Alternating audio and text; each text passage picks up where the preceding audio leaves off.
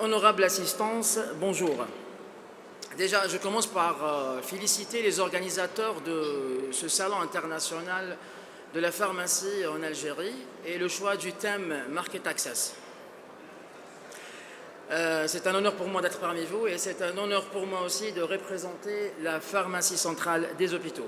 Alors, si on revient un peu en arrière, beaucoup en arrière, car depuis l'indépendance, l'Algérie a déployé d'énormes efforts pour la promotion et la défense de la santé, notamment ces 15 dernières années dans le domaine du cancer et d'autres maladies.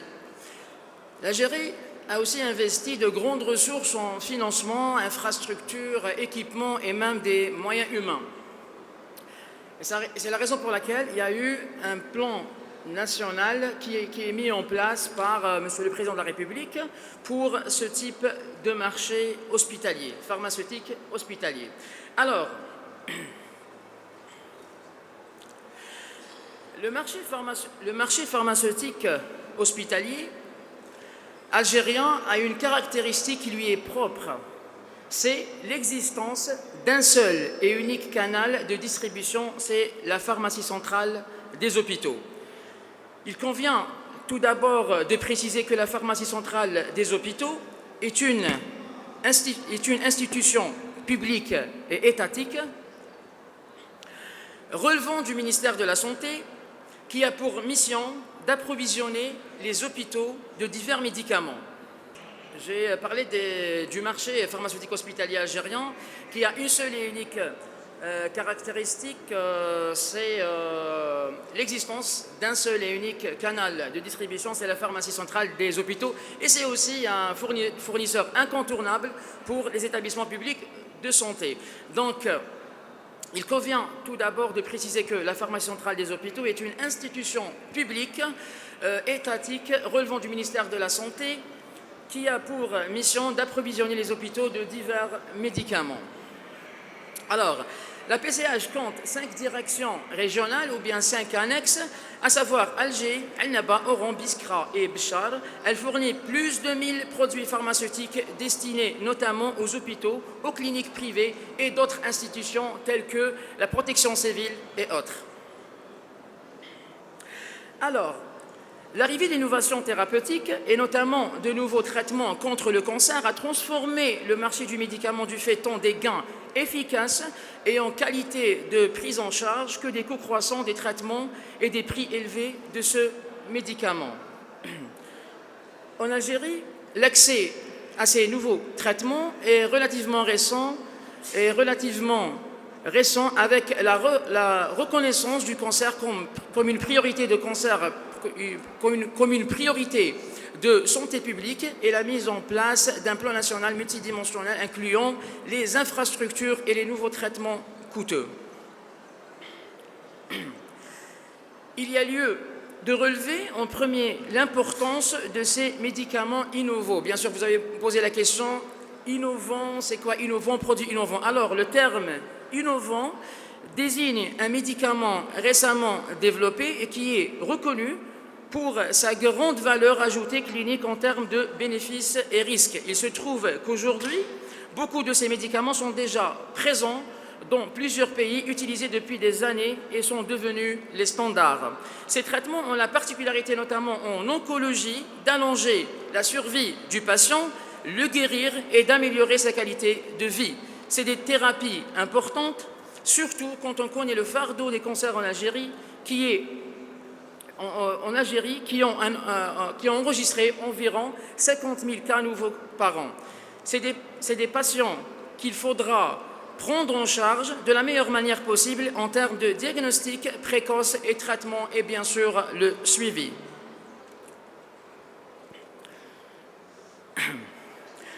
On va parler maintenant le cancer, une priorité nationale.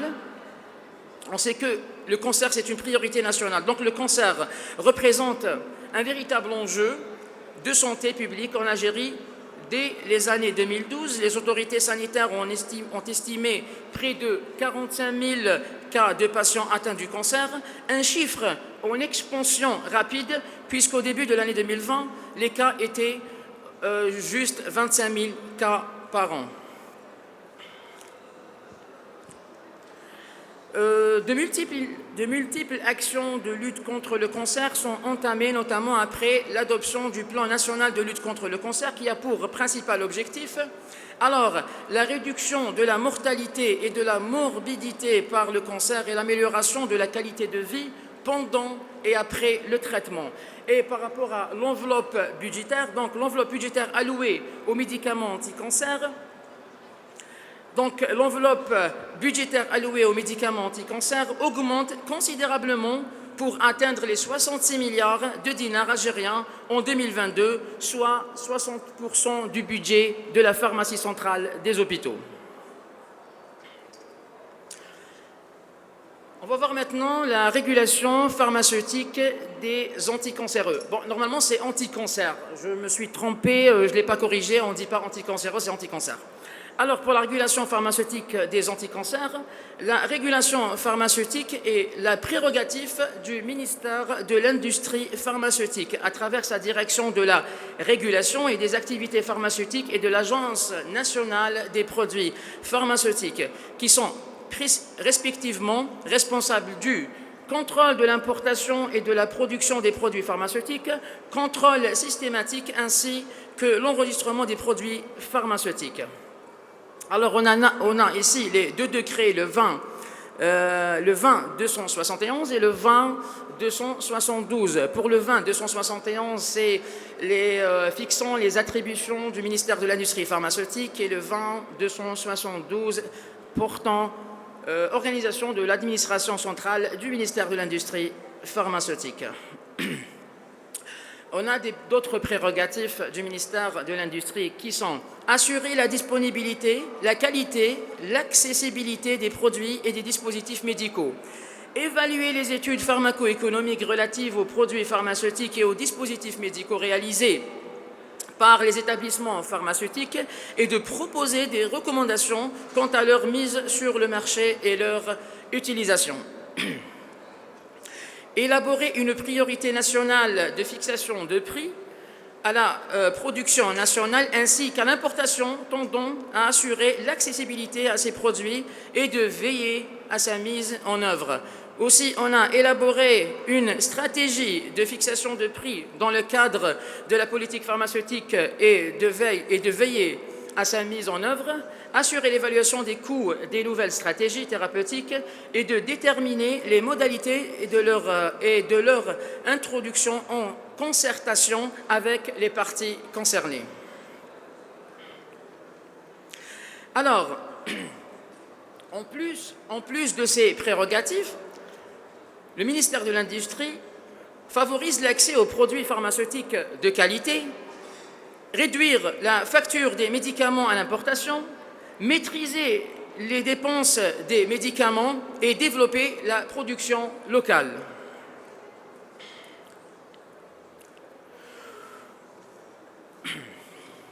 Pour ce qui est les médicaments à usage hospitalier et notamment des anticancers, les prérogatives du ministère de l'Industrie s'étendent à la régulation du prix ainsi qu'à leur financement. Par ailleurs, afin de favoriser l'accès aux médicaments non fabriqués localement et notamment les médicaments innovants de la thérapie ciblée, anticorps monoclonaux, inhibiteurs de la tyrosine kinase, etc., le ministère de l'Industrie a utilisé la procédure autorisation temporaire d'utilisation qu'on appelle l'ATU. Alors, c'est quoi une ATU? On a déjà le décret exécutif du 2153, du 17 Jumada Thania 1442 correspondant au 31 janvier 2021 relatif aux modalités de délivrance d'une autorisation temporaire d'utilisation de médicaments non enregistrés. Alors, l'autorisation temporaire d'utilisation est une procédure exceptionnelle qui existe depuis les années 90. Elle a été confirmée en 2007 par un arrêté ministériel. Cette procédure permet l'utilisation des médicaments non enregistrés en Algérie et concerne les médicaments qui ciblent les maladies graves et les maladies rares telles que certains cancers pour lesquels il n'existe pas d'alternative thérapeutique et aussi qui ne sont pas enregistrés.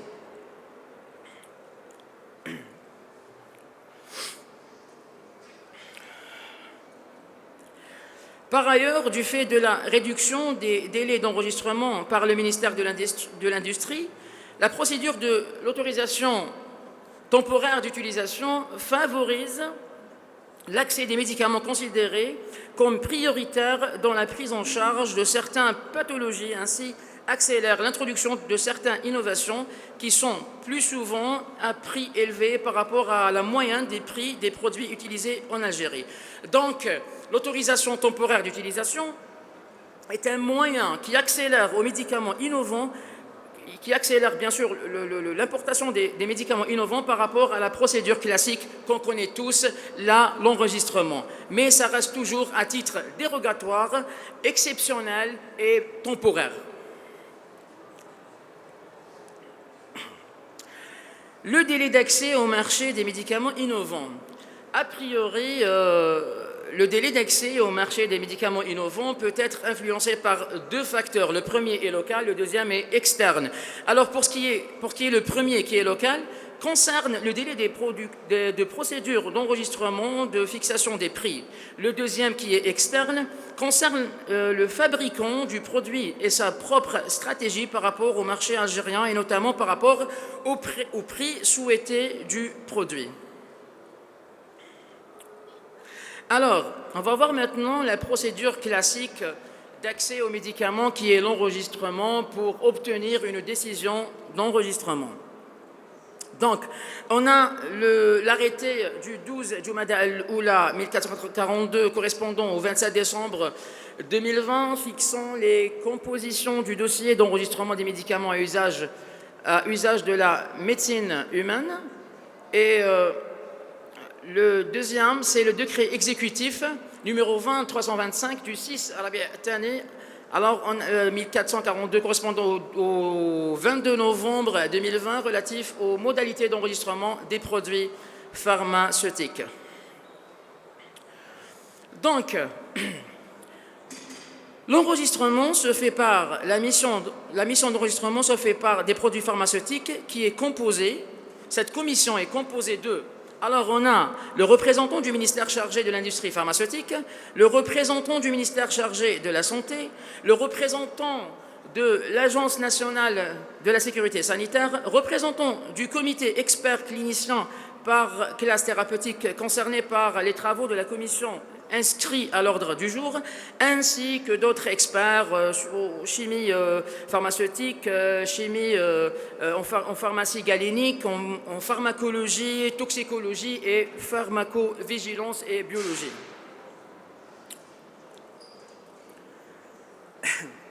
Alors, préalablement à toute demande d'enregistrement d'un produit pharmaceutique, l'établissement pharmaceutique doit déposer auprès de l'Agence nationale des produits pharmaceutiques une demande de pré-soumission. Cette demande de pré-soumission, donc le directeur général de l'Agence nationale pharmaceutique, après l'étude de la demande de la pré-soumission par ses services, il va inviter les établissements pharmaceutiques demandeurs à déposer son dossier pour entamer la procédure d'enregistrement si sa demande pré-soumission, bien sûr, elle est recevable. Lorsque la demande de pré-soumission est acceptée, l'établissement pharmaceutique demandeur doit déposer dans un délai n'excédant pas une année sa demande d'enregistrement accompagnée d'un dossier et des éléments suivants. Donc on a l'échantillon du produit pharmaceutique objet de la demande dont la qualité est déterminée en fonction des besoins du contrôle de qualité du produit et aussi réactifs et moyens spécifiques nécessaires inhérents au contrôle de qualité du produit pharmaceutique ainsi que les documents afférents. Donc, dans ce cas-là, un récépissé, donc à la fin, il y aura un récépissé de dépôt qui va être remis à l'établissement pharmaceutique demandeur.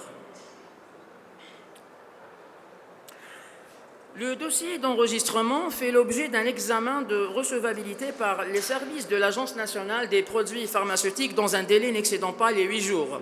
L'examen porte sur la vérification de la complétude du dossier et de l'authenticité des documents le composant ainsi que d'acquittement des droits d'enregistrement y afférents.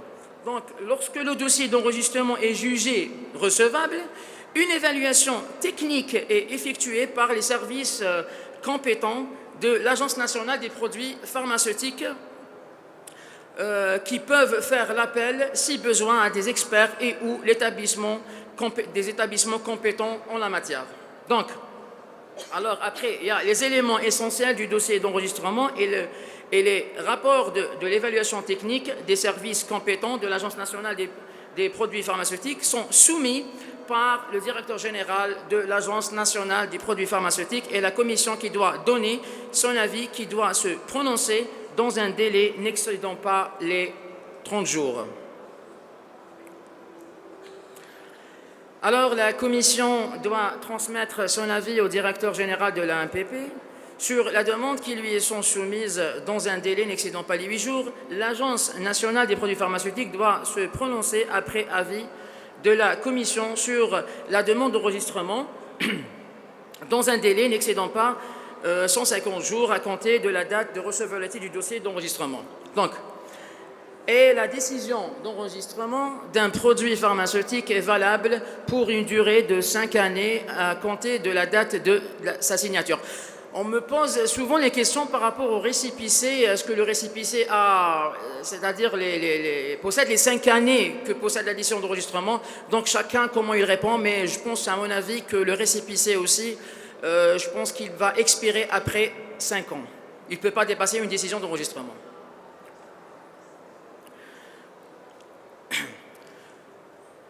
Procédure de fixation des prix. Alors, on a l'arrêté du 11 Jumada al-Oula, 1442, correspondant au 26 décembre 2020, fixant la procédure de fixation des prix des médicaments par le Comité économique intersectoriel des médicaments.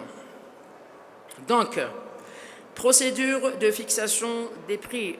Bien sûr que le comité est intersectoriel et comprend les membres suivants. Donc, on a les membres issus de ce comité. On a le ministre chargé de la Santé, ministère chargé de l'industrie pharmaceutique, ministère chargé des Finances, ministère chargé du Travail et de la Sécurité sociale, ministère chargé du Commerce, Agence nationale des produits pharmaceutiques, la pharmacie centrale des hôpitaux, Caisse nationale des assurances sociales des travailleurs salariés, ainsi que d'autres experts.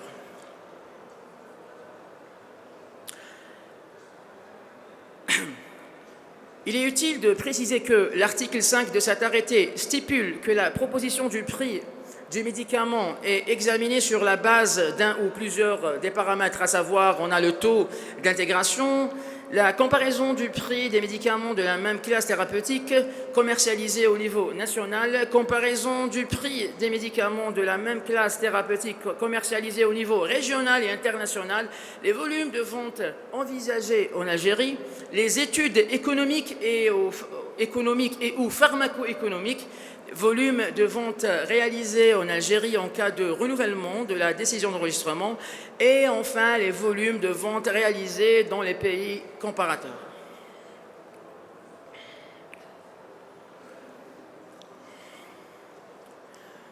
Alors maintenant, on va voir la mission de fixation des prix des médicaments au comité économique qui concerne, on a les médicaments fabriqués en Algérie, fixation du prix, c'est le prix session sortie usine, et on a les médicaments importés, fixation du prix FOB, Free On Board.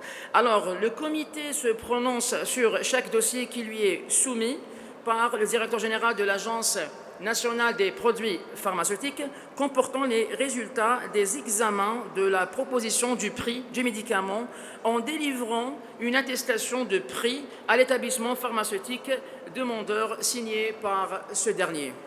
Donc, on va voir maintenant les objectifs de la réglementation des prix. Alors pour les objectifs, on a 3 objectifs. On a objectif de santé, objectif économique et l'objectif de développement. Donc, pour l'objectif de santé, c'est garantir aux patients l'accessibilité des médicaments de qualité.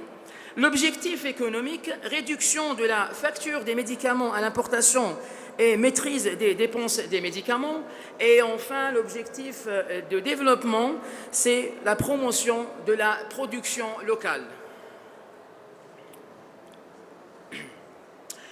Alors, pour résumer, il est évident que l'accès aux médicaments innovants a progressé en Algérie, avec la mise en place, bien sûr, du plan national de lutte contre le cancer, l'importance consacrée aux maladies non transmissibles, l'augmentation du budget qui est consacré, bien sûr, pour ce type de médicaments. Et il ne faut pas oublier que l'utilisation de la procédure d'autorisation temporaire d'utilisation a amélioré la disponibilité des produits innovants en Algérie, malgré qu'elle est temporaire et dérogatoire.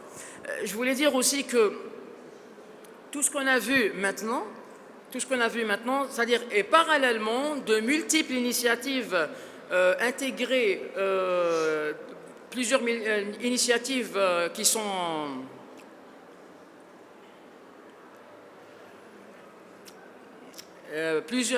parallèlement plusieurs initiatives qui sont intégrées de façon régulière et plusieurs initiatives aussi qui ont permis d'intégrer par rapport au point, j'ai oublié le terme, une minute et je vais me rappeler.